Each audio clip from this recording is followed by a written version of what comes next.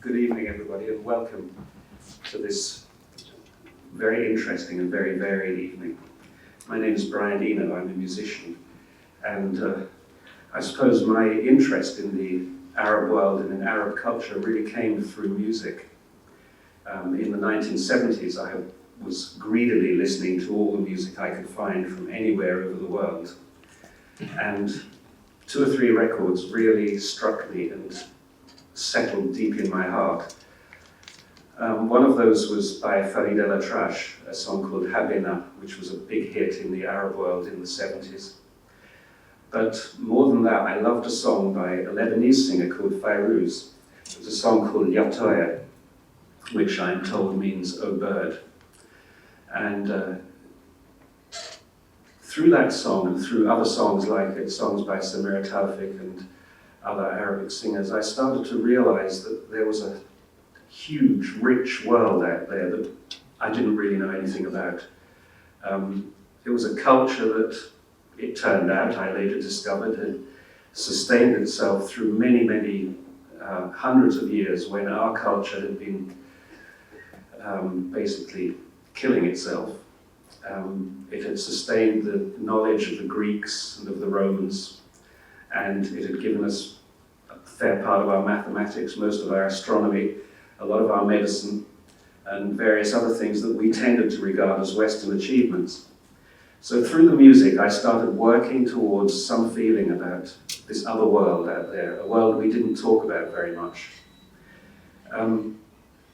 It was therefore a huge shock to me when a few weeks ago I started seeing a part of that world of which I'm particularly fond, Lebanon, being destroyed. And I started to think, why on earth aren't we stopping this? Why aren't we doing something about this? Don't we realize what a jewel this place is? I felt the same way about Iraq, but somehow or other, perhaps because of Fairuz, I felt it more strongly about Lebanon. So I decided to write a letter to the Lebanese people. This is a rather simplistic idea, but I couldn't think of anything else to do. So I wrote a letter, which I took to my favorite bookshop, Al-Saki Books on Westbourne Grove, and I said, can you translate this for me? They did translate it, and it was sent to 2 newspapers in Lebanon and published in both of them. And I don't have the text of the letter here, I forgot to bring it with me. And unless anyone's got a newspaper, I shall just have to construct it from memory. Sorry, I know I'm short, but this is a bit too low. Okay. It's got the droop. Microphones always get the droop, you know.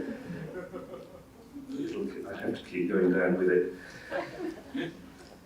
What I wrote to, it's very arrogant to write to the people of Lebanon, but I thought, how else can they know how an English person might feel?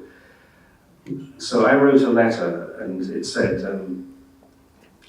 I'm just an individual, just an Englishman, writing on my own behalf, but I think what I'm saying is what millions of people in this country feel. And I said, I'm ashamed. I'm ashamed that my government looked the other way while your country was smashed up. I'm ashamed that my Prime Minister has such a weak moral compass that the first fart from Washington changes his direction. I'm ashamed that my country has been turned into a vassal of probably the most reactionary government that we've seen in the Western world since the war. Not only the most reactionary, but the most arrogant, and it turns out the most stupid government that we've seen since the war, the current American administration. But I'm particularly ashamed that we who go around trying to export democracy to the rest of the world end up being tied militarily and politically to a government that, first of all, was elected fraudulently in the first place in the year 2000. Secondly, is as undemocratic as it can possibly be, in the sense of disbanding as many civil rights and civil liberties as it can. And thirdly, when it does see a democracy that is beginning to work, permits it to be smashed up. And when it sees a democracy that produces a result that it doesn't like, smashes that up as well. So we have Hamas being starved out in Israel. We have Hezbollah, whether you like them or not, they were actually elected, so somebody's got to deal with that fact. We have them being attacked in Lebanon. So I think for us to be talking about democracy is the worst form of hypocrisy. In fact, I think there should be another word, hypocrisy, spelled C-R-A-C-Y at the end, because that's the kind of government we now seem to have.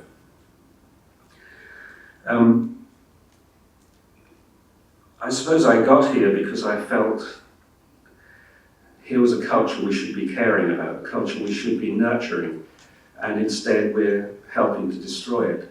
You know, I feel about culture the way other people feel about rainforests. I think they are the reservoir of human ingenuity and human sensibility and feeling and empathy and wisdom. And when I see us destroying cultures or allowing them to be destroyed, I feel pain. Culture is my job, that's where I work, and I care about it. And what we've seen in Lebanon is the deliberate destruction or the attempt at destruction of a culture. What we can hope for is that the Lebanese are strong enough to come back, and I'm sure they are.